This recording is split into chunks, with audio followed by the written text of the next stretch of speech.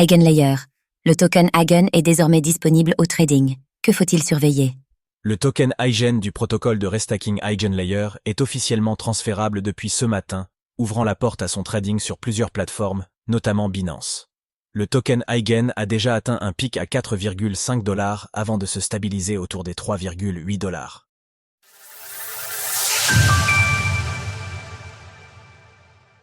Ça y est, le token Eigen d'Eigenlayer est échangeable. Ce matin, autour de 6 heures, le token Eigen du protocole de restacking Eigenlayer est devenu transférable suite à une mise à jour du code, signifiant dans le même temps son arrivée sur les plateformes de trading. Jusqu'ici, le token Eigen ne pouvait être échangé que sous forme de contrat perpétuel sur des plateformes telles qu'Aevo. La crypto-monnaie du protocole célèbre pour avoir introduit le restacking au sein de l'écosystème Ethereum s'échange, à l'heure où nous rédigeons ces lignes, à environ 3,8 $. Depuis qu'il est transférable, le token Eigen a connu un prix record d'environ 4,5 $ et est désormais en légère baisse. Aussi, les investisseurs ont pu vendre leur token Eigen presque au prix qu'affichaient jusqu'ici les différentes plateformes de prix market.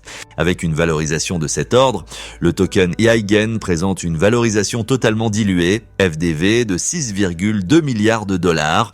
À l'heure actuelle, un peu plus de 186 millions de tokens Eigen sont en circulation, sachant que la supply totale s'élève à 1,6 milliard d'unités.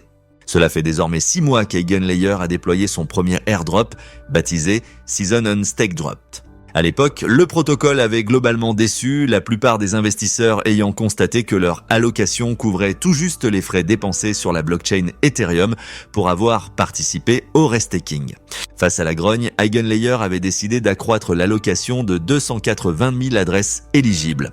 Les récompenses inhérentes à la saison 2 peuvent quant à elles être récupérées depuis le 16 septembre suite à un snapshot pris le 15 août dernier.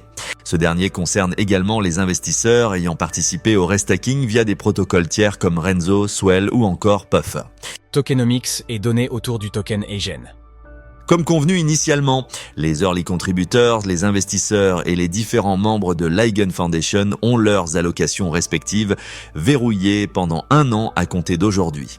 Concernant la distribution du token Eigen, 45% de la supply totale est dédiée à la communauté. Ces 45% sont décomposés de la façon suivante, 15% dédiés au stake drop et donc aux individus ayant recours au restaking, environ 251 millions de tokens Eigen, 15% dédiés aux initiatives communautaires, notamment à destination des développeurs et des contributeurs à travers différents programmes de financement, 15% pour la R&D et la croissance d'Eigenlayer. Cette part sera distribuée de manière graduelle à travers l'écosystème par l'Eigen Foundation. Pour la supply de tokens Eigen restante, 29,5% seront versés aux investisseurs, tandis que 25,5% seront versés aux early contributors. Notons par ailleurs que le token Eigen a un taux d'inflation annuel fixé à 4%, lequel pourra être sujet à modification via le système de gouvernance du projet. Pour le moment, environ 49% du volume de trading du token Eigen prend place sur Binance.